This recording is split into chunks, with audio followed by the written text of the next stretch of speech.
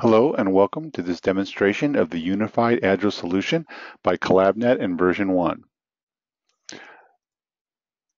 In this demonstration, we're going to be going through how to create and to manage some of the work in the version 1 solution. We're going to start first off by talking about the basic building blocks of how this is structured. This would be something that you would use when you're setting up your initial installation, as well as ways to make sure that you have the best type of reporting that is available. The first way that we structure this is going to be using what we call planning levels. This is really a container for the business hierarchy, and we'll show you examples of that when we look at our planning level tree and our tree structure in the solution. The second hierarchy that we have in our solution is the portfolio item hierarchy. This is where you could start with either an initiative or an epic level, break that epic down into features, and then those features would ultimately get broken down into the user stories or the defects for your solution. So it's the combination of this planning level or the project folder structure, as well as the portfolio item hierarchy that we have that really allows us to get the maximum amount of scaling reportability that we have in our solution. Stories can be broken down further into tasks and tests, as well as defects. Defects can also be broken down into tasks and tests. And then when that work starts to get built up, we're going to be able to use the value stream to map that back into our continuous integration and continuous deployment solutions. When we look at the end-to-end view of our value stream and we map this out for our customers, this is where we usually start. So we're going to look at how we map the different components of your value stream. Sometimes we'll call the value stream a progression, and then these different components, the different phases of that specific value stream. At the highest level, it's going to start with an idea. So an idea will come into the solution. We'll break that into our strategy components, whether that be with strategic themes or initiatives. Then those are going to get broken down further into the epics and features. There's a number of different reports that we're going to look at from a portfolio level, but this allows us to make sure that we have the right alignment of the right strategy that we can move forward. Once we've broken that down into the program layer, this is where we can do our program or our release level planning. And we'll go through some examples of that, as well as show you some additional metrics and ways that we can track things like capacity, as well as all of the blocking issues that we have. Once we've broken that into our releases, then we'll do our sprint planning and break that work down to the team level. This is where we break those features down into our stories and defects, and ultimately have our tasks and our testing that we want to go ahead and do down at the team level. The tasks that we're going to be doing, especially if we're building code, will be associated to a source control system or maybe multiple source control repositories. Once we have those source control repositories defined, we'll be able to then see those changes that are being committed from those repositories over here on the value stream measuring and monitoring side of our solution. So in this side, we can actually see those commits come over, those changes that are happening. We'll be able to track all of those changes using our activities and our controls that we have. We'll be able to map to and use any of the plugins that we have on this list, or there's a more complete list on our website. So best of breed CI and CD tools that we have. And then finally, we'll be able to report on those metrics from the value stream measurement side and show the metrics that we have. Those will help us to look at things like cycle time and whether or not we're identifying our bottlenecks, as well as risk and flow metrics. We like to discuss this as a unified value stream because all of this data comes back over to the portfolio side as well. So we can see at the epic level or at the feature level or even down at the story level, the integration between what we call the value creation or the left side of this V and the value delivery, the right side of this V. So this is what we're going to walk through as part of the demo today. We're going to do it in several parts. First, we'll go over the portfolio section. Then we're going to go through program and team, and then we'll finish looking at the delivery side of what we're going to be doing. So let's start in this strategy and planning area of the solution.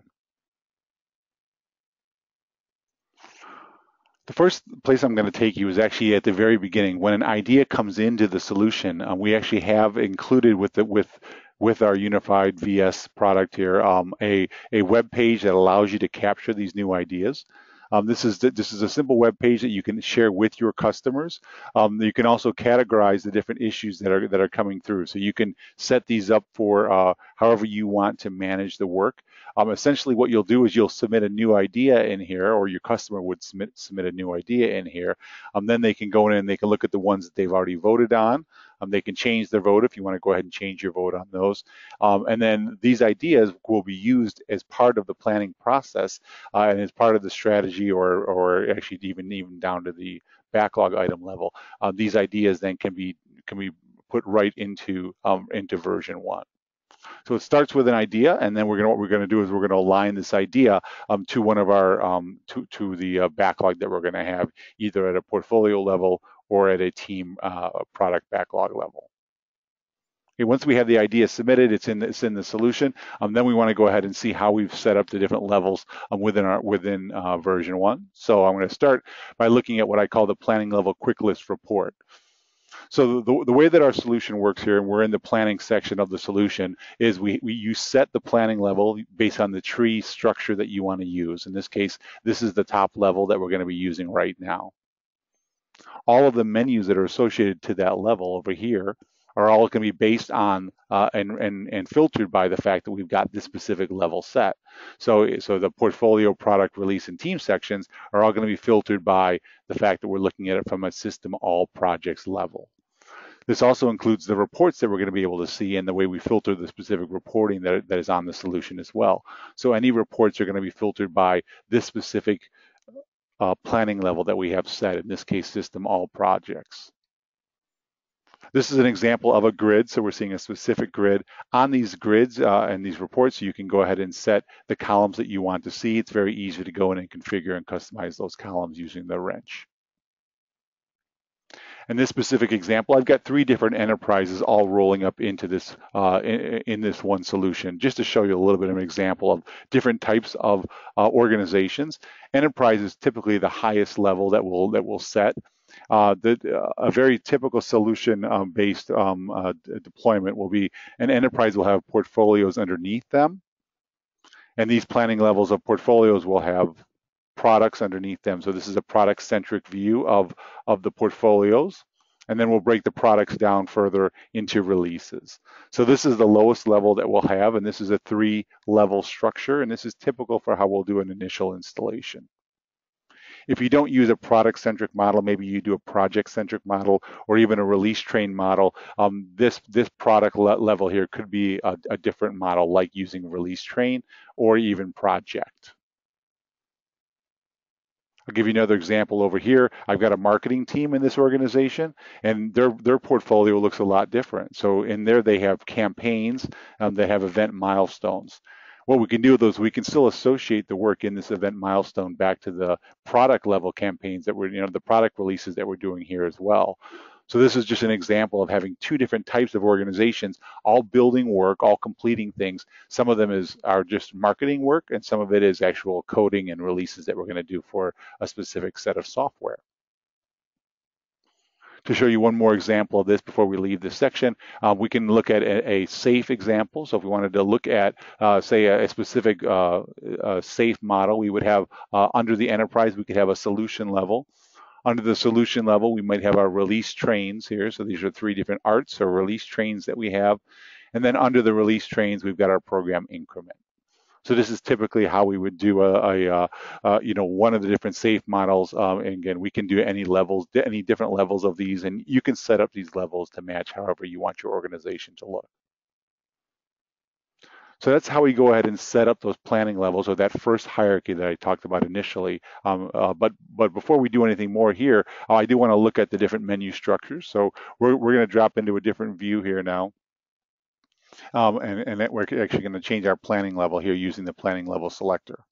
When I change my planning level, I'm going to drop down into this specific enterprise, and I'm going to be the enterprise director for the Easy Support Inc. company now. So when I change that planning level, now we're only seeing all of the work that's underneath that specific enterprise and the portfolios associated to that.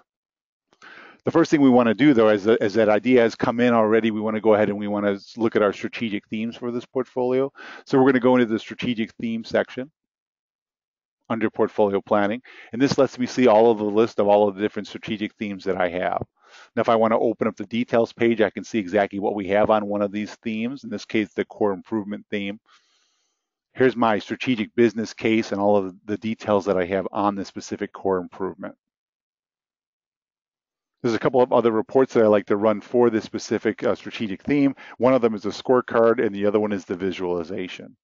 So the visualization is going to show me a nice, a full picture of everything that's going on for this strategic theme. In this case, I got my core, which is the main strategic theme here.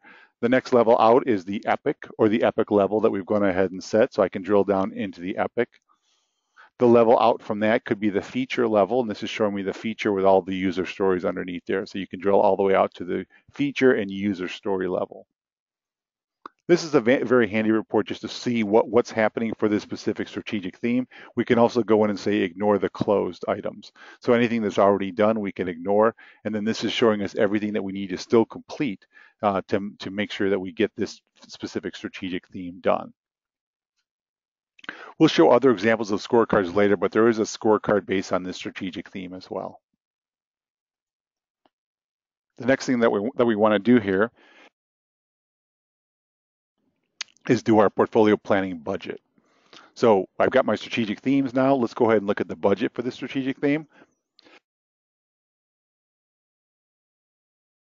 In this case, we're going to do a strategic theme budget by percentage. What I've done is I've set up a budget, and you can have different levels and different types of budgets here. This one is a percentage budget by strategic theme. And this is going to look at the completed work that we have in the solution, in this case, completed and estimates at completion, and it's going to show us those numbers. The budget number that we put in here for something like core improvements is 25%. So 25% of our work should be budgeted under core improvements. If we look at what we've completed so far, we're at 19.25%. So that's almost at our budget number. But if we look at it from a completion percentage, we're going to be just about that same amount. I think we could probably get that extra 5% and make sure that we hit our budget number for the year. These budgets can be set up by percentages like this one is. We can also set up a dollar budget amount, and not just by strategic themes, but we can use the planning levels. We can use the art level and the portfolio level to do budgeting as well. Once we're convinced that this is the right level of strategic themes, we want to look at how we've aligned that various work. So we're going to look at the other hierarchy in our solution, in this case, the portfolio tree. When we look at the portfolio tree, this is going to show us another example of a grid. In this case, we're looking at the epics that we have. On the right-hand side, I can see every team that's rolling up. So all of the work is rolling up here from a team perspective. When I expand the details of this specific portfolio tree, it's going to show me the features underneath that epic. So these features are rolling up into my epic, and then I can break that down even further into my stories and my defects, as we mentioned earlier. So this is that full picture of all of the work rolling up to the feature, and then the feature rolling up into the epics. The greener icons here, those are user stories. This red icon is a defect, and then this the little disc icon here, that's the epic or the feature. When I open up the epic details, I can see the details on this page. In this case, we're looking at a weighted shortest job number of 0.71. What we do for that is we calculate that using business value. So we add up these three business value scores here, and that's going to give us the cost of delay. When we divide the cost of delay by the swag or the effort that we have for this specific epic, that's going to provide us with our weighted shortest job first number. Then we can use that weighted shortest job first number to go ahead and calculate and rank this if we wanted to use that as a ranking. This is an example of a details page. So on this details page, we can also see that we have upstream and downstream dependencies at the epic level, as well as links and attachments. So you can do these types of things on every different level of asset for epics and for backlog items.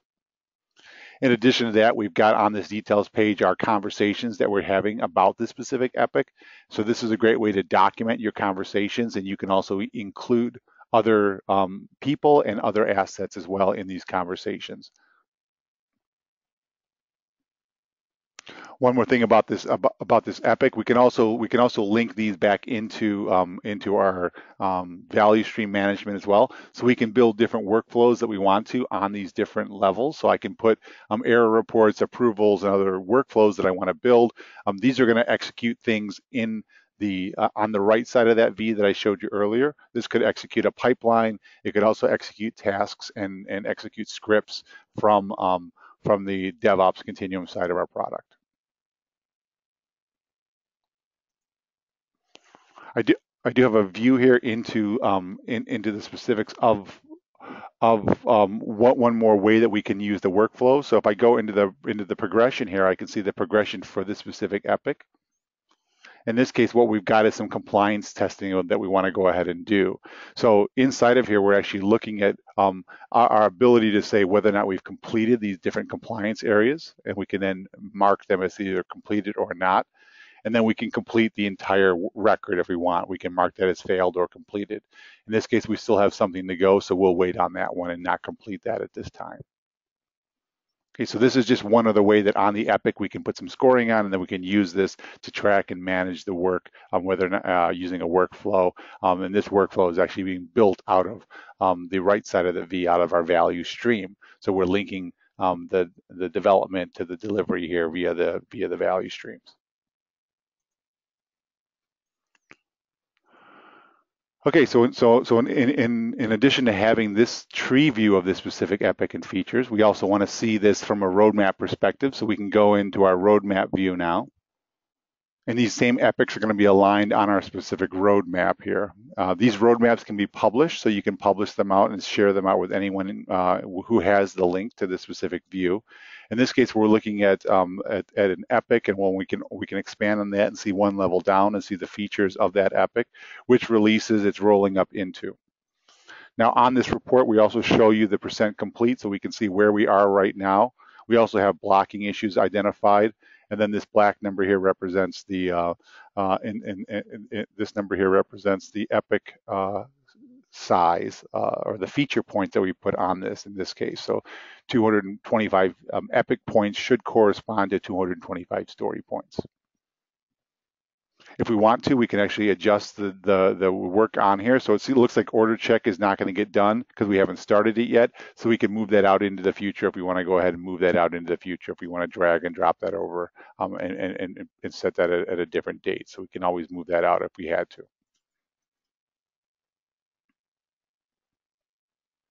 So this is one view of the roadmap. At the bottom of this roadmap, we're also showing you swag and the estimate, so we can see where we are in terms of feature points as well as in story points. So we can track how well we're doing across both of those. So the purple line is the swag number, and the blue line is the estimate number down here at the bottom. So we can track whether or not we're aligned closely with our epic and our story points if we want to see that view. All right, so the other thing we can do at the portfolio level is do our portfolio Kanban. So we can go into the details for the portfolio Kanban. We can track all of our work in terms of a Kanban board, and we can see that we're trying to limit our WIP here. So we only want three things here in implementation, but we've got 4, so we may need to move one of those out and change the status of that, so we can move that to a different view here for CRM if we wanted to. So just showing you how we can highlight for you whether or not we're violating the WIP rules here. 2 more things to point out here. We've got a code complexity score. This is coming from DevOps, so we can see the details of the code complexity coming from our value stream code complexity, which is SonarQube. We're also tracking delivery as well, so we can see how many of our user stories under this specific epic here have been delivered. So we're bringing that data back over from value stream as well. So on the epic, we have that level of detail. We can see exactly what's happening here.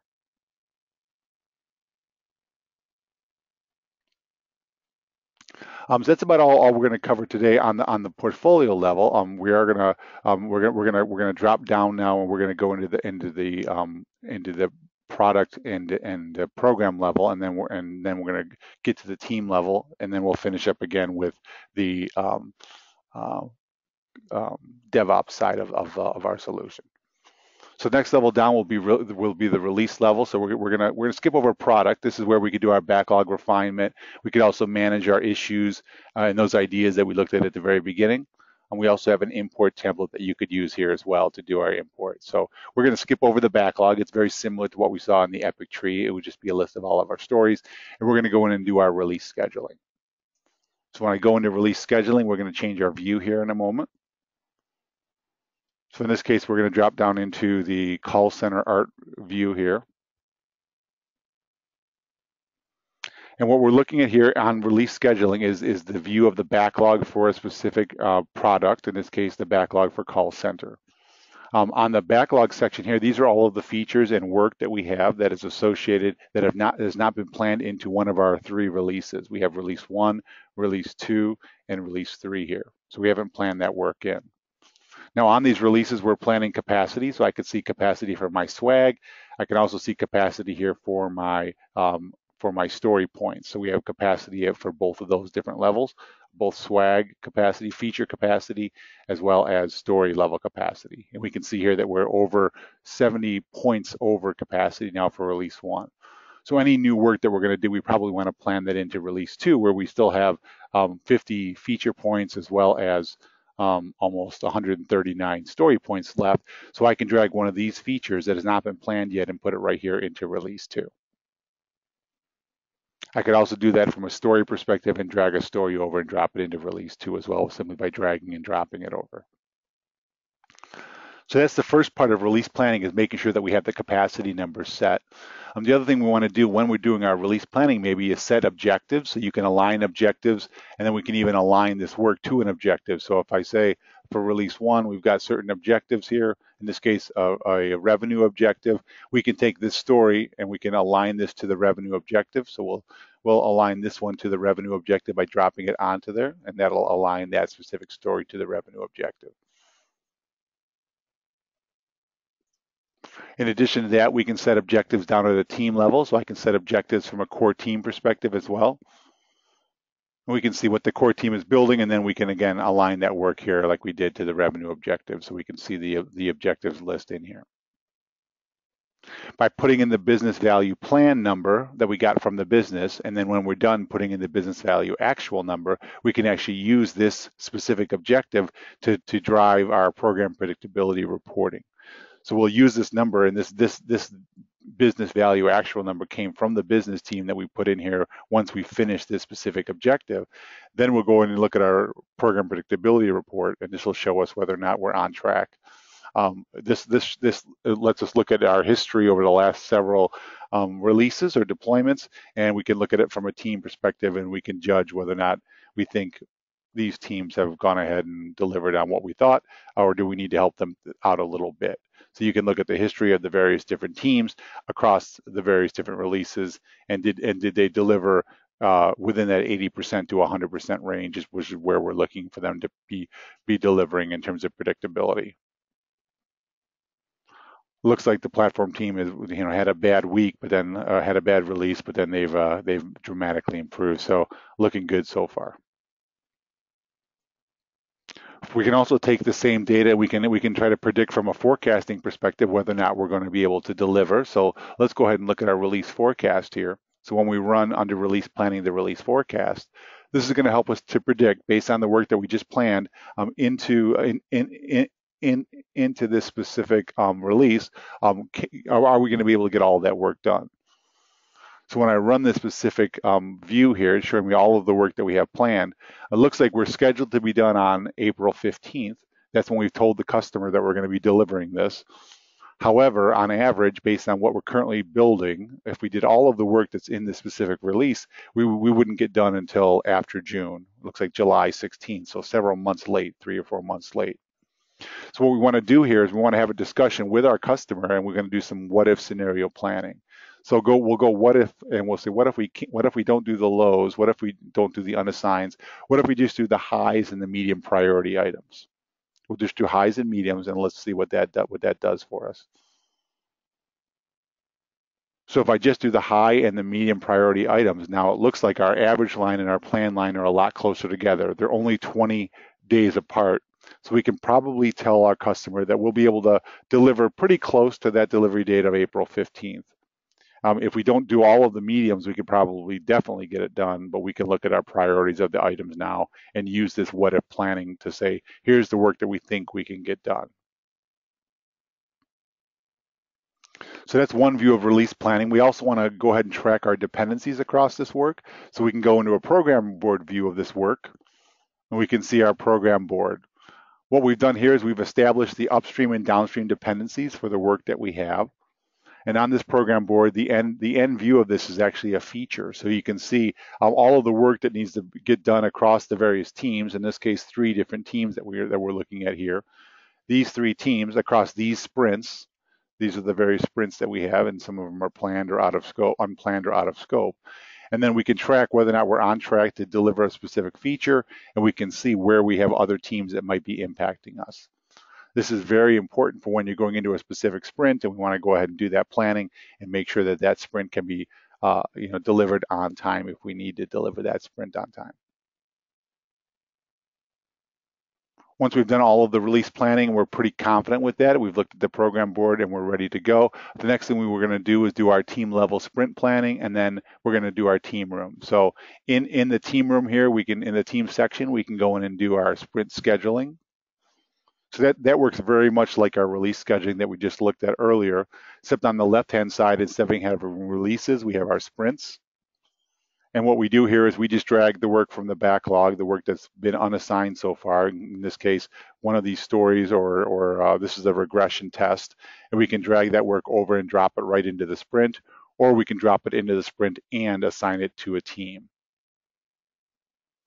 So this is a great way to go ahead and do that tracking and planning. On any of these grids, you can also multi-select and move things in multiple ways. So if you wanted to go ahead and do that, there's options that you can do on that work as well. The next step would be, once we plan the sprints, it would be to add our tasks and tests into that, and we would do that under the detailed planning section.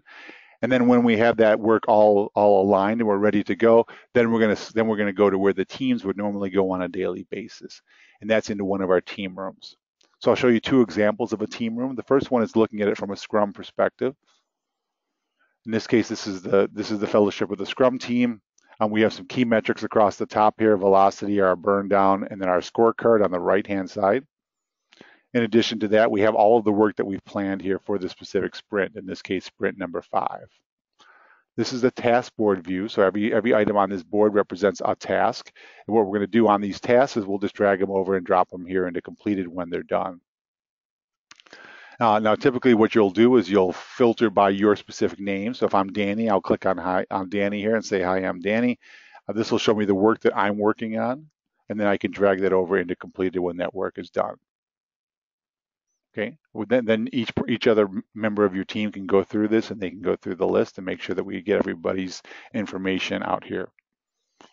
This is a Scrum example of that. In order to impact the burn down, we do want to update the hours, so we can go in here and track our hours as well. So we're doing a drop down on the task and going into track. We can put our effort hours in here as well as our to-do hours, and we can burn that down if we want to go ahead and burn that down.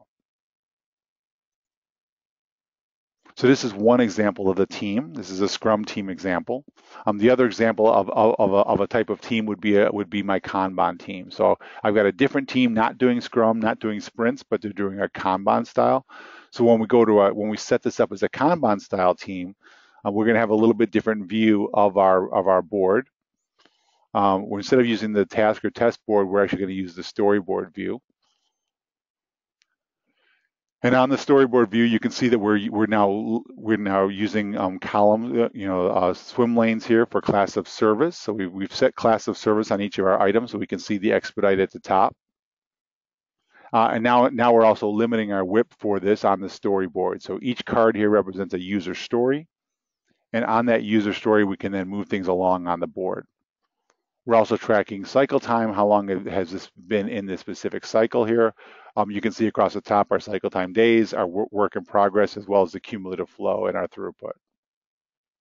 Now, I like to use the throughput number because when we look at our backlog here, it's going to show us, based on the throughput that we're currently doing, when we think some of the future work can get done. So if mark as spam is one of your pet items here, this story, it looks like we're not going to get to that until the week of March 12th. So we want to go ahead and make sure that's on time, or we can reprioritize that. Again, this is a prioritized list that I can drag over here from the backlog into the Kanban board as we want to. We can also move things out of here if we didn't want all these defects and other things in this board. So that's an example of the end-to-end view so far. Let's go back to our picture real quick here, and just recap real quick what we've done. So we looked at the strategy and planning. We looked at the program and team. So the next thing we're going to do is we're going to start doing the work, and we're going to be making those commits. So when we use a source control system, and we're going to create our branching strategy. Once we go ahead and do those commits off of that branching strategy, then we'll be able to see those changes on the right-hand side and make those delivery decisions. We'll align those those deliveries to artifacts, packages, and releases, and be able to manage the value stream of that work as it progresses from the value creation side to the value delivery side. So next thing we're going to do is we're going to start looking at those changes. But before we leave the left side of here, there's one more report that will show me where all of that work is in this value stream. So we're going to take a look at that report real quick, and that's called our delivery at a glance report. So when I go back into my main portfolio section, I'm going to go change my view here to the all enterprise view. So this is a view that's going to allow me to see what's happening across my entire value stream. We call it delivery at a glance. So this specific report is going to show me by epic where all of the stories are in my value delivery side of the house, or the value stream. Now, each of the statuses across the top here, they look like statuses, but they're actually phases of a specific progression. So in order to get this specific epic done, this is the progression where all of the work needs to go through. Now the legend here shows me the different colors. So the lighter shaded ones are undeliverable. The darker shaded ones are deliverable. And then the ones with the slash have trailing commits on them. If we did have rogue commits not associated to a specific story, we would see those on this board as well. So in this case, well, if I wanted to look at something like this trailing commit right here, I can see that we've got a user story right here, but that same user story is over here in building as well. So it's in two different phases of my delivery. Well, this happened because we got the regression test. We found another task that we needed to do. So we created that new task on the story. We went back through building, and now we're actually in the building phase and in the regression test phase. Now we can drill into the details of that and see exactly what's happening when we look at the details page for that individual story. And on the details page, this is showing me the delivery page here. It shows me every commit. So these are all the different source control solutions that we're going ahead and integrating in with. And we integrate with TeamForge Git, TeamForge Subversion, as well as all the other Git and source control modules that are out there. And then we have the packages that we've associated that to as well. So there's a database, a building package, and a database regression test package that we're in. And these are the two phases. To see the timeline of this specific item, I can go into the timeline view. And this is going to show me what we call the bus stop report for this specific work item. So here's the story, and we're looking at all of the things that have happened on the delivery side for this story. So all of the changes, the successful and failed pipelines, the pending pipelines, artifacts, deployments, and so forth. So as I scroll through the bus stop here, it shows me everything that happened, and I can click on any one of these and go into the details of whatever integration or application we were using to do things like creating the artifacts, doing the testing, and so forth. So this is all of the details that we would have and all the integrations that we would use when we orchestrated this value stream for this specific user story. So that's the view from the left side of the V, looking at all of our epics and our stories and our features. The next place we're going to go now is to see the same view, but we're going to see it from a package perspective, and we're going to see that in what we call the progression view. So when I go into the progression view, this is showing me those same user stories. In this case, each of these boxes represents a user story, and then each of these boxes represents a specific package. And it's a package of revisions, so you can see the range of revisions here that we have for this specific package. We also have some rogue commits or some unmanaged commits on some of these. Those are commits that have been done but are not associated to one of these user stories or one of these defects. So you can see that list here as well on the specific view. Now in addition to that, we can drill into one of these details, and I'll show you what a specific range of revisions looks like.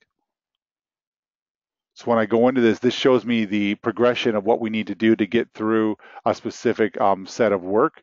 In this case, what we're looking at is revision 65 for the mobile app package. and we can see all of the work that we've gone through so far. What we're looking at here are activities. These are manual or automated activities, in this case, automated activities with a manual check down here. And then we have the controls that we've built into this as well. So these are the different phases and the stages that we've gone ahead and set up when we've built a specific a pipeline of progression through a specific activity for a specific work. We can also look at this from a manifest perspective, and we can look at the details of all of the changes from revision 29 to revision 65. This is showing me user stories, so every user story that we have on here. We can also look at it from a change perspective. And when I look at the changes, that shows me the source control, and we can drill into that source control and see the details of this. In this case, we have some risky files out there, it looks like. So if I look at my source files, we flag some of these source files as risky equals true. So we know that there's a high risk on some of these files. It's high risk because we have defects on these files before. So in order to see that level of detail, we can see exactly what needs to happen. And we can then put some additional controls on this. We'll also have some metrics around these specific risky files. So that's one. So that's one view of the detail. What happens when I do a commit as a developer? I'm going to execute a pipeline instance or kick off a specific unit of work. In this case, a pipeline. If I look at the pipeline view of that, this is an example of a commit that I did. In this case, we were doing a Jenkins merge build. It looks like it failed. This specific integration used Git, version 1, and Jenkins to go ahead and merge those three together. This has an integrated log, so I can see all of the details on why this failed here in the read workspace section. I can also integrate this in with any other tools that I want. So not only can I see this build, I can see the manifest, the stories associated to that, and so forth. So this is just one example of the type of integration that we can build and we can set up. When I go back to my progression board, I'll be able to go in and see some of the key reports that I have off of this. So if I go over and look at an example of a flow report, this is showing me the workflow and where we currently are for a specific set of work. So in this case, what's in acceptance test, what's in regression test, performance test, again, these different phases of delivery, and how many work items do I have in there. This happens to be looking at it from multiple different versions. If I just want to look at one, I can change down into say just one version and look at a single version of that. So we can see the single version view as well. Also on here, we're looking at efficiency and efficiency by phase. So efficiency, we measure that by looking at touch time versus wait time. So touch time is when I actually go in and I touch the file and I need to do something with that. Wait time is when we're done, doing something with that story in that phase, but we haven't moved it on to the next phase yet. So we can track those and we can actually put an efficiency quotient on there and see how efficient have we been being across the different work here. So this is an example of looking at touch time versus wait time and the efficiency to see, are we getting things better? Are we doing things in a better way? Are we able to get things done in a more efficient manner?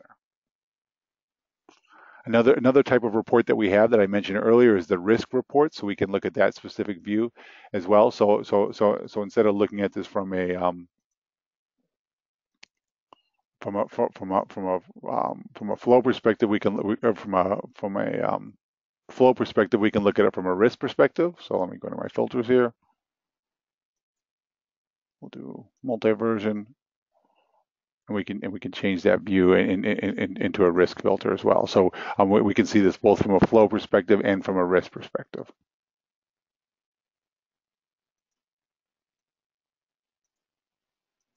There's my risk filter. And on here, on the risk filter, we see change variables. We also see those rogue commits, as well as our risk averages and our value averages. So let's just see the details of the risk and the value averages as well on that. So some good, it's a different view of the metrics that we have, and we can see that from a flow and a risk perspective. Another metric that I like to use is looking at it from a bottleneck perspective. So as I go into a specific package and we want to see the details of what's happened over the past history of the specific package, we can look at this from a couple different views. The one I like to use is this average duration view. This is identifying for me where those bottlenecks are in my process and are we able to get things done on time. So as I look at this, it looks like performance test is my bottleneck, so we can try to go ahead and address that. If we can reduce the time for performance test, then the time for acceptance test, then we can improve our throughput, because those are the two biggest bottlenecks that we have so far. This is looking at it from past revisions and past versions of that. We can also look at the same view from a cycle time perspective.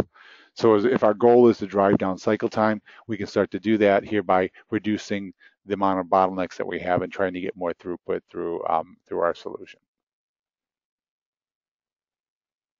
So whether it be the flow, the risk, or these duration and cycle time metrics, this is all the data that we're able to capture because we have that end-to-end view. The last view that I'll show you is our insights view here on the delivery side.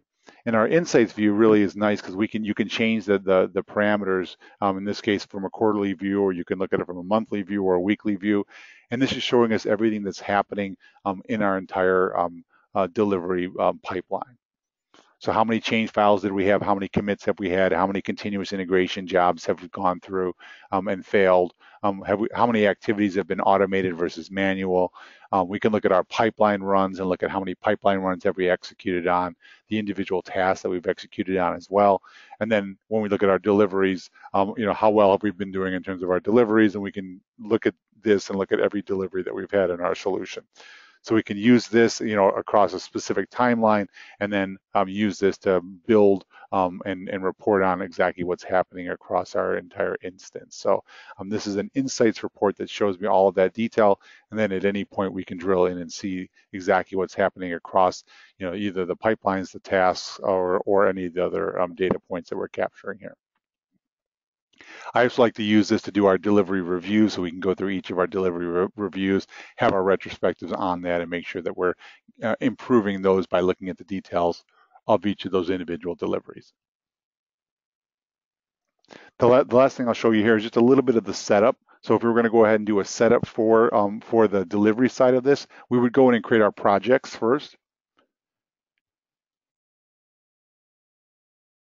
So in projects, we do have a very easy to use wizard to help you set this up. So if we use the wizard, it'll say what source ALM solution are we using. We could use version 1 or Jira, or we also integrate in with TeamForge.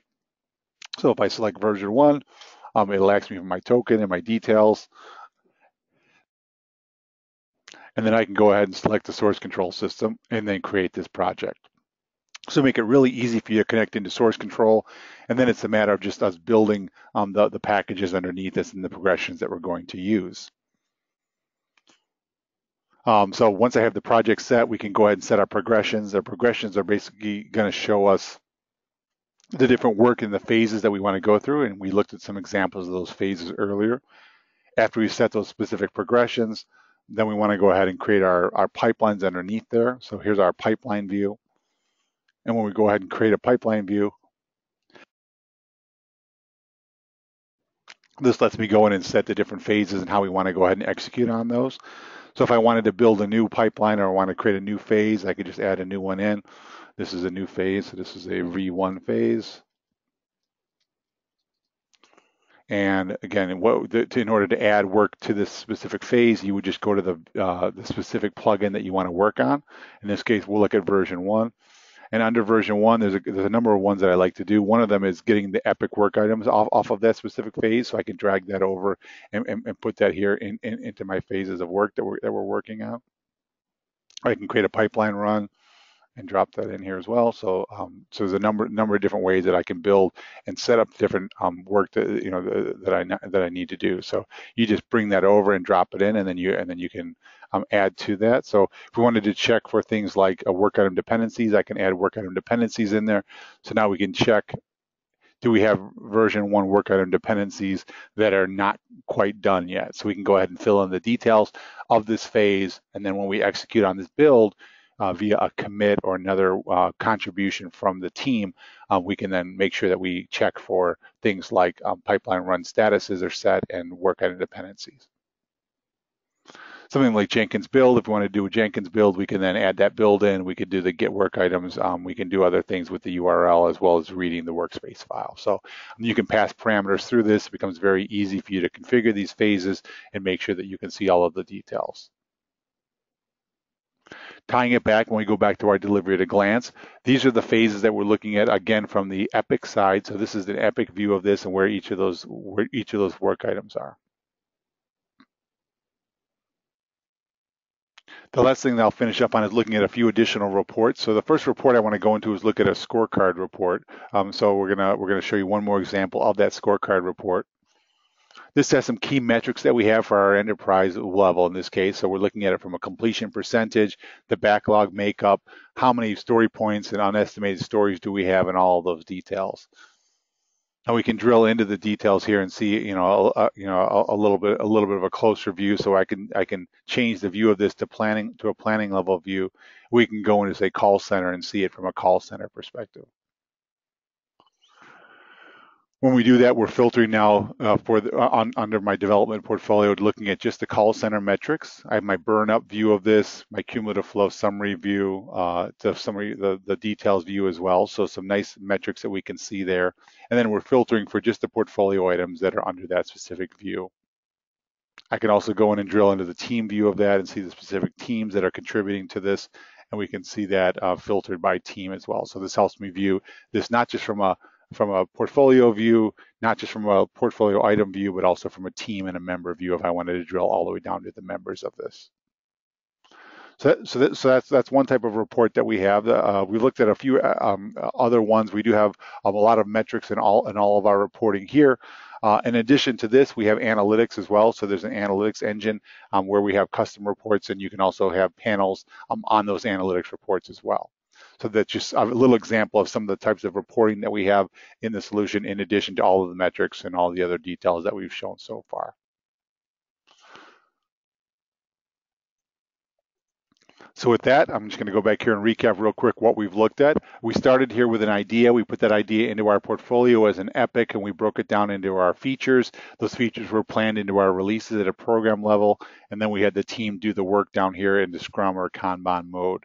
Once the team started contributing builds and work via the source code that we're using in our source control modules, then we actually saw those changes come over into the value delivery side of this.